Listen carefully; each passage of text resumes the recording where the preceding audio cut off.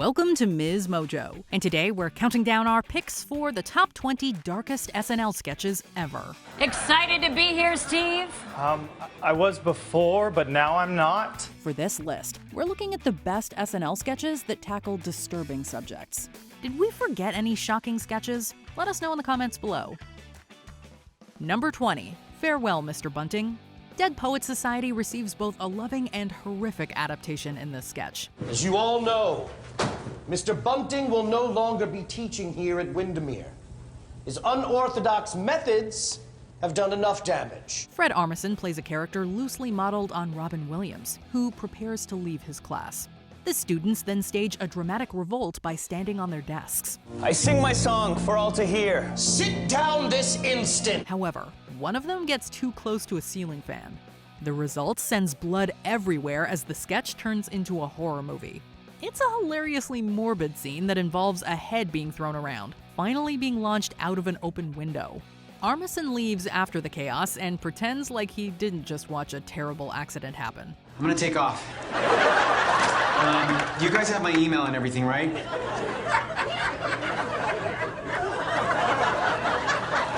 Go Windermere. Number 19. Father-Daughter Ad. Dakota Johnson is an unlikely candidate for ISIS in this commercial parody. Well, this is it. You need any help with your bag? No, that's all right. I got it. She and Taran Killam take a ride together in a sentimental setup that goes to some surprising places. The surprise ending is a darkly funny twist on the ads that tried too hard to tug at the heartstrings. Johnson's casual delivery as she mentions the extremist group feels especially absurd, hammering home the irony of it all. You be careful, okay? Dad, it's just ISIS. Killam plays a proud father that tricks the audience into thinking there's something much more wholesome happening. The final reveal takes a big swing as the daughter rides off into the sunset with the armed recruiters. ISIS. We'll take it from here, Dad. Number 18. Djesus Uncrossed. Christoph Waltz salutes his collaborator Quentin Tarantino in this parody of the latter's filmography. Guess who's back? Instead of doing a send-up of World War II or pre-Civil War America, this fake movie trailer spins Jesus' resurrection into a revenge plot. Waltz plays him like an action hero with one-liners galore. Jesus H. Christ! The H is silent.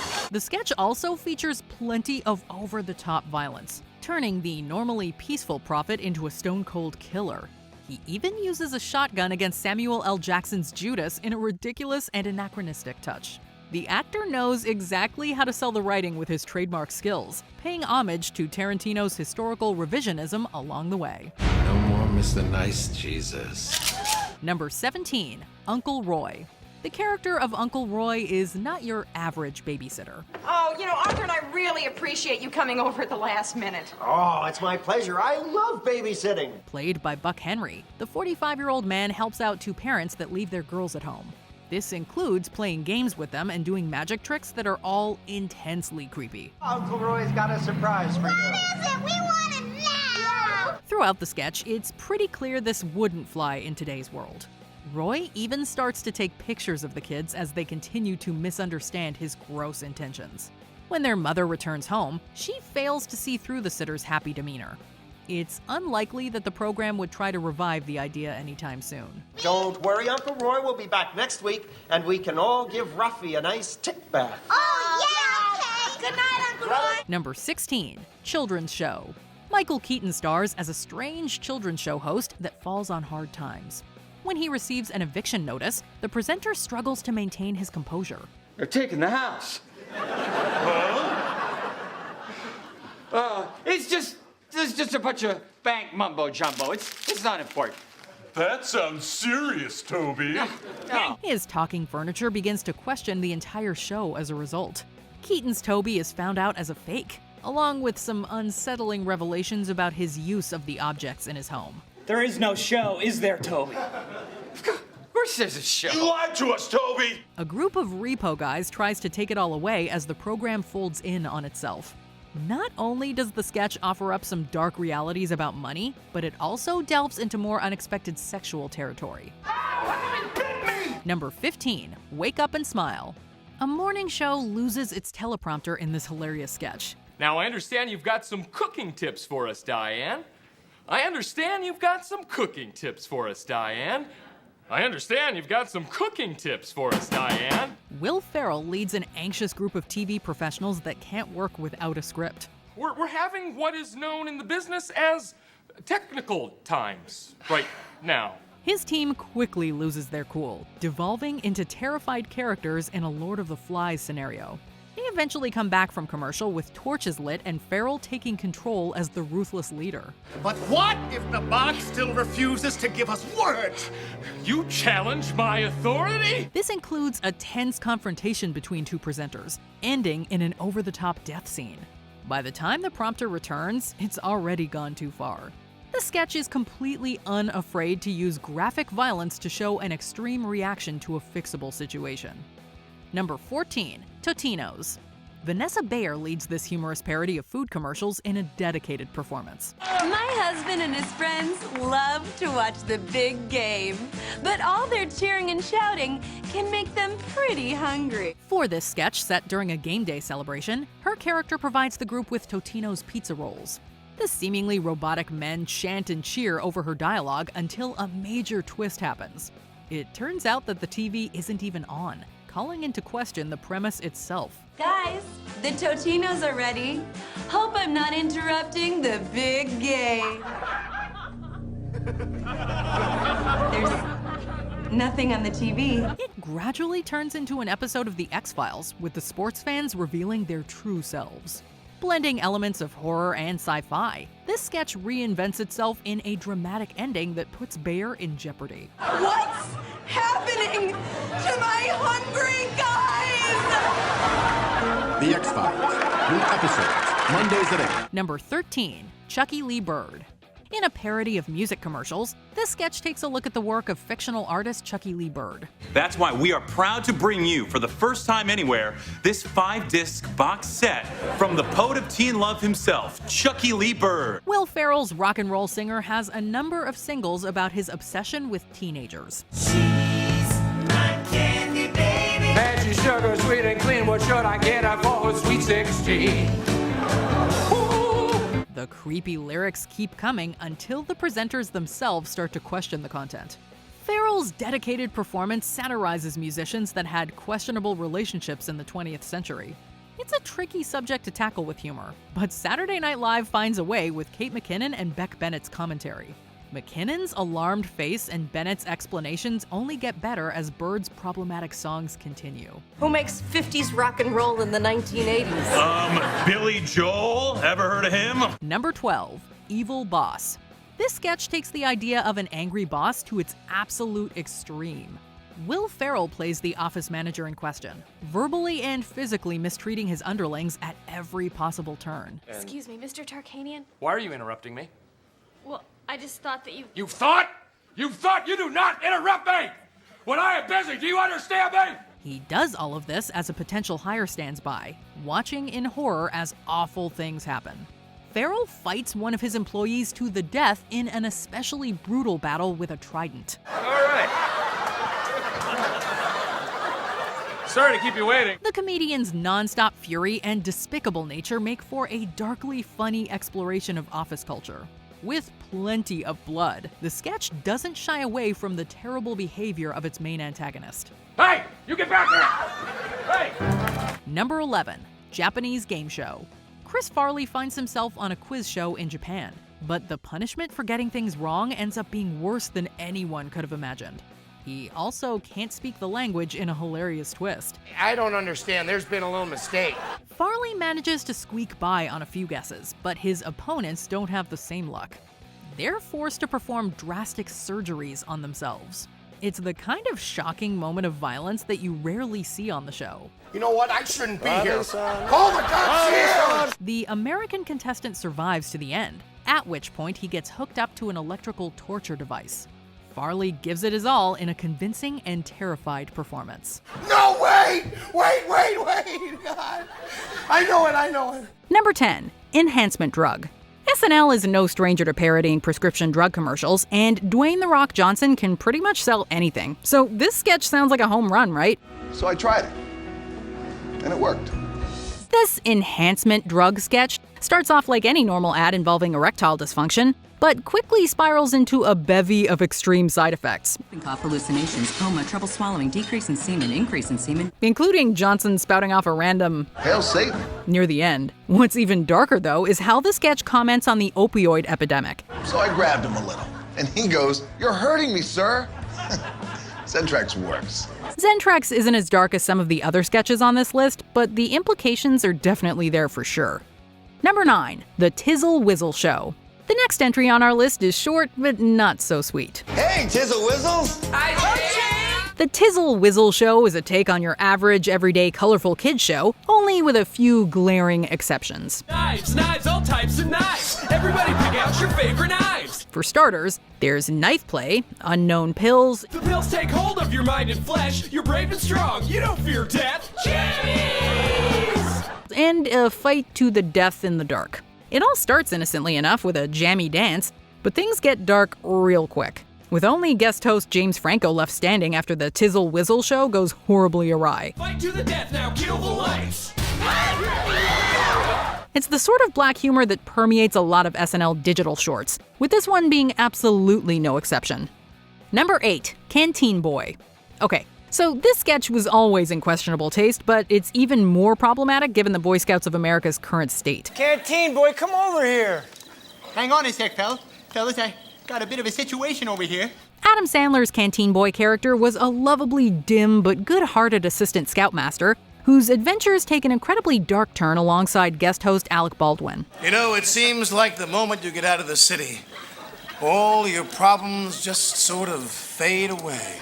The scene is played for laughs, but there's nothing funny about the implied situation in which Canteen Boy finds himself, as Baldwin's supervisor pushed the boundaries of propriety beyond the pale. Yeah, right. I'll take a rain check on that, Mr. Armstrong. To be fair, Baldwin and Sandler are keen to make sure the jokes fly quickly enough to lessen the sketch's blow, but man, this is still something else. There you go, no more bugs. Number 7, Shark Tank. Sometimes an audience's initial reaction tells you all you need to know about where a sketch is going. I am Ibrahim al-Baghdadi. And I am Abdul Rakim. Towards the beginning of this Shark Tank parody, an audible gasp can be heard from the studio as the sharks bear witness to a group of religious militants. Oh, and there's also plenty of awkward silences, as the audience can't decide if they should laugh at this wildly dark and controversial material. So who's ready to invest in crushing the West? Even years later, we're not entirely sure if this is funny or if it was a bad idea right from the start. For that reason, I'm out. Number 6, Rosetta Stone. The Rosetta Stone sketch implies so much reprehensible behavior within its scant 2-minute runtime that we can barely believe it's even real. Rosetta Stone is the gold standard in language training. It's fast, easy, and it's your key to opening doors to new experiences. The sketch is actually a dead-on spoof of the commercials for Rosetta Stone's language learning software, only with one supremely dark twist. I'm learning Thai so I can go to Thailand for a thing. There's a group of sketchy-looking men all seeking to learn Thai to indulge in one of the country's most infamous stereotypes. I'm learning German so that I can pretend that I'm German while in Thailand. From the sweaty, dark-room web surfing to the oversized and creepy glasses, it's a gross and button-pushing sketch that might leave some viewers picking their jaws up off the floor. You can learn great conversational phrases like, how much? Is that for the whole night? Oh my God, what have I done? Number 5, Sitcom Reboot. Many of us are familiar with the trope of adult and child body swapping. We're talking about movies like Freaky Friday, Vice Versa, and Like Father, Like Son. He thought being a kid was pretty tough. He thought being a dad was too. Then a witch came along, did a magic spell. And now we've got a switcheroo. The switcheroo sketch takes things to an extreme that none of those movies touch. And probably for good reason. Dad goes to school. Son goes to work. John Mulaney is honestly brilliant as a sitcom creator whose idea for a reboot is so troubling and offensive, he's basically run out of town. Due to legal reasons, you shot it in Port-au-Prince. Yeah, for a few weeks, and then even the Haitians were like, no dice. His interview on Hollywood Update reveals that he was forced to shoot switcheroo in places like Haiti and Guyana, while at the same time exposing some deep-seated childhood trauma of his own. I want to tell our viewers that while he laughed after the clips, during them he stared at me with no expression. Number 4, Family Feud. SNL has had a lot of success with their game show parodies over the years. Celebrity Jeopardy, anyone? Mackenzie, my dear, how you doing? Hey, careful now. This includes the multiple times they've tried their hand at Celebrity Family Feud. But there was something profoundly dark about this installment, pitting the Osmonds against the family of John Phillips, former singer of the Mamas and the Papas. We're riding high on life.